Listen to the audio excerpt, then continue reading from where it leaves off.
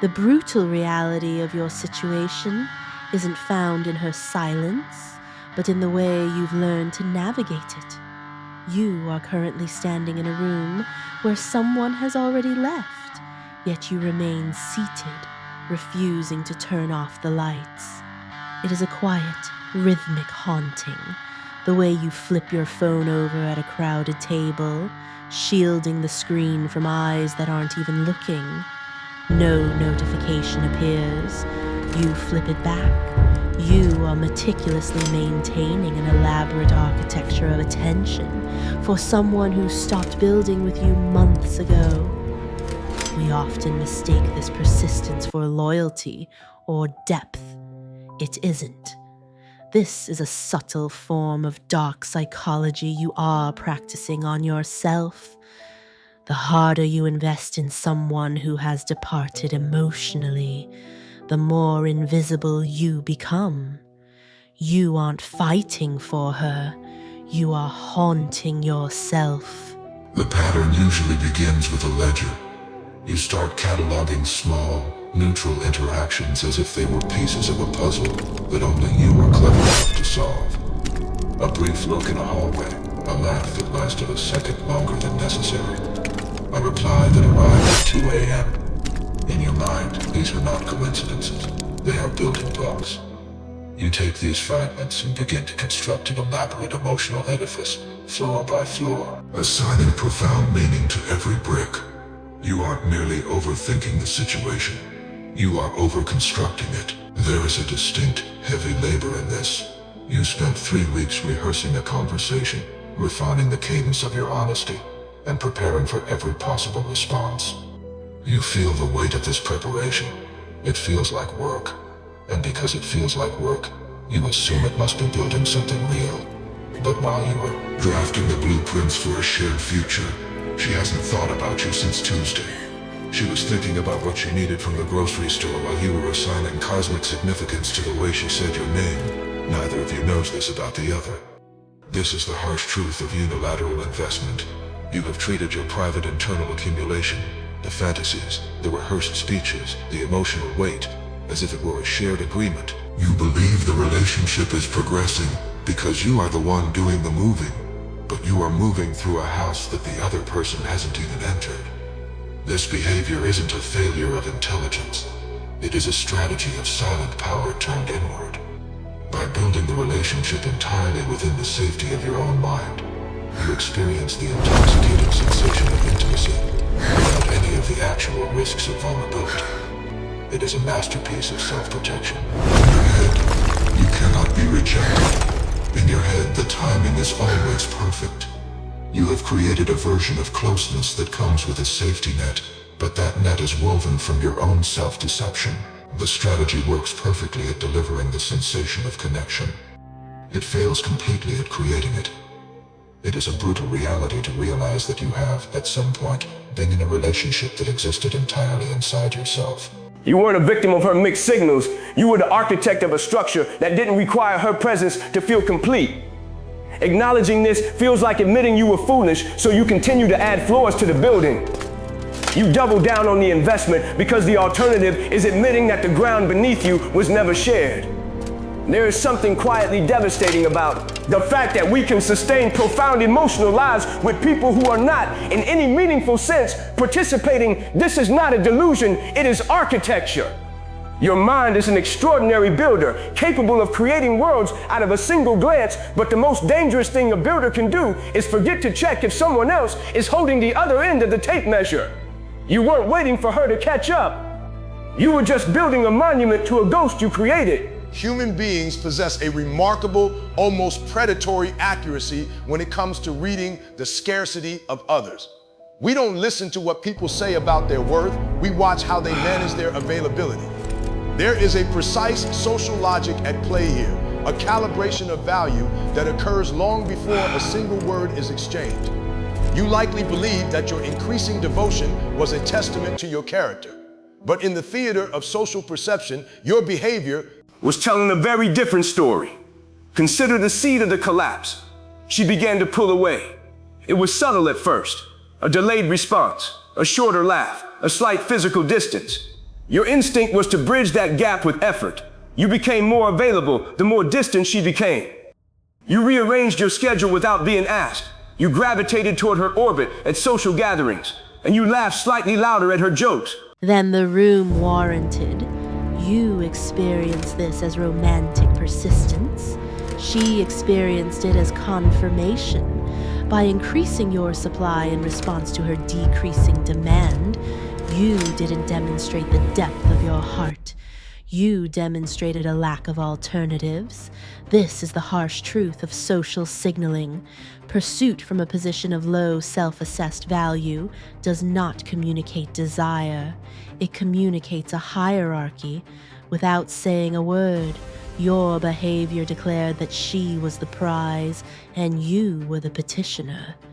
You were sending a message you never intended, but it was a message she received with settled certainty. She did not become indifferent because of a flaw in her personality. She became indifferent because your actions provided her with a map of your own self-perception, and she simply believed the map you gave her. In any system, an overabundance of supply reduces perceived value. When you paid your attention a commodity that was always available, regardless of how you were treated, you stripped that attention of its weight. You thought you were showing her she was special. In reality, you were showing her that you were not. There is a specific, quiet cruelty in this brutal reality. We are told that authenticity and sincerity are the highest virtues, but social perception is indifferent to your internal sincerity. It does not care how much you mean it, if the behavior used to express it signals a deterioration of your own standing. You were speaking the language of devotion, but the translation she received was one of desperation. The moment you rearranged your life to fit a space she wasn't even offering, the story was over. You weren't fighting for a connection. You were rehearsing your own devaluation. Authenticity, once stripped of self-awareness, becomes a liability. The person with the most genuine feelings is often the one whose social position dissolves the fastest. Not because feeling is a weakness, but because expressing it without restraint communicates that you have already decided you are the one who needs to earn the air in the room. You didn't lose her because you cared too much. You lost her because your behavior told her that caring for you wasn't a requirement. The most uncomfortable, brutal reality of your story is that there was never actually a mystery. You had spent months, perhaps years, searching for the signs, as if they were hidden in the subtext of a late-night message or buried in the tone of a voice note. But you didn't miss the signs. You saw them. You cataloged them. You understood them perfectly. You simply decided that understanding did not require action. There is a specific, quiet moment of choice that occurs when information arrives. She told you, not in words, but in the slow, cooling rhythm of her behavior. 3 times, she communicated her departure through a reduced priority, a shorter response, or a look that had already moved on to someone else. You read those signals. You felt the shift, but in the long silence between reading a 2-word message and typing a warm, accommodating reply, you performed a specific act of internal curation. From a range of possible interpretations, you selected the only one that permitted you to continue. You called her distance, stress. You called her silence, a busy season. You told yourself she was guarded because of a past you hadn't yet healed.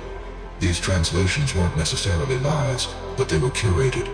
This is the dark psychology of the self. We maintain ambiguity not because we are confused, but because ambiguity is the only thing that allows us to keep investing in a building we already know is empty.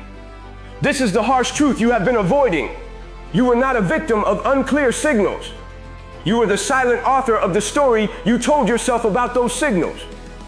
This maintenance of uncertainty is not a mistake. It is a transaction.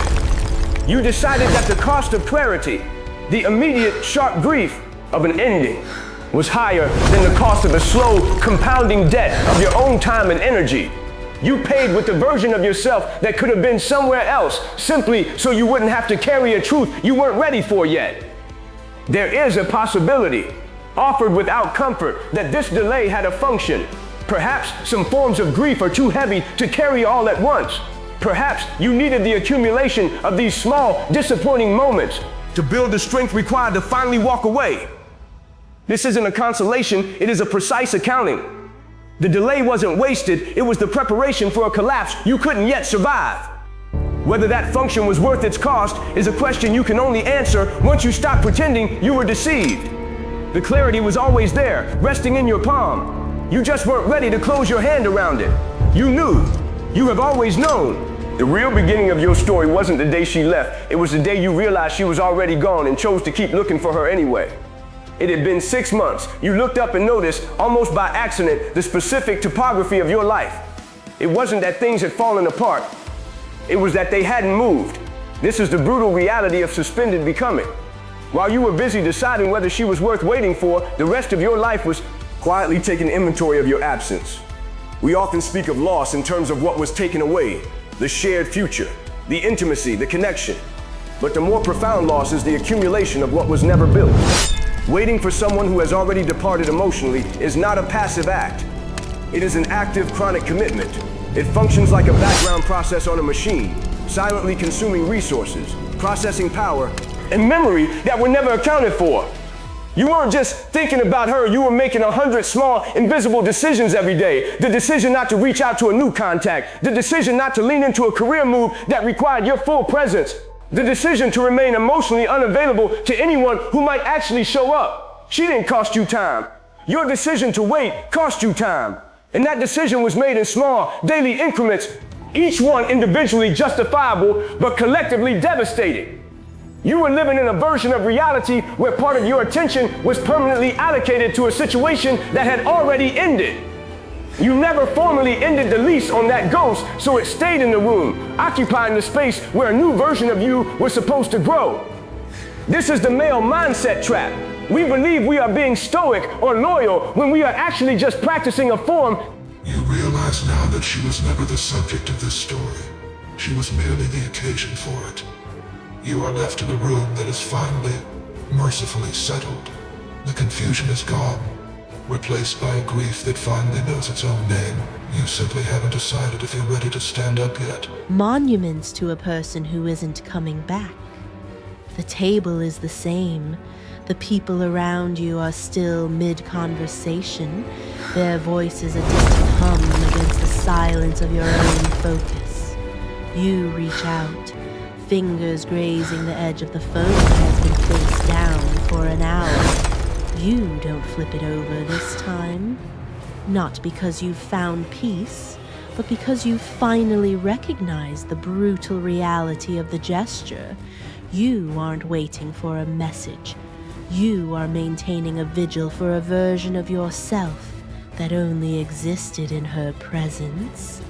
The silent power you thought you were preserving was actually just a slow, quiet evaporation of your own value.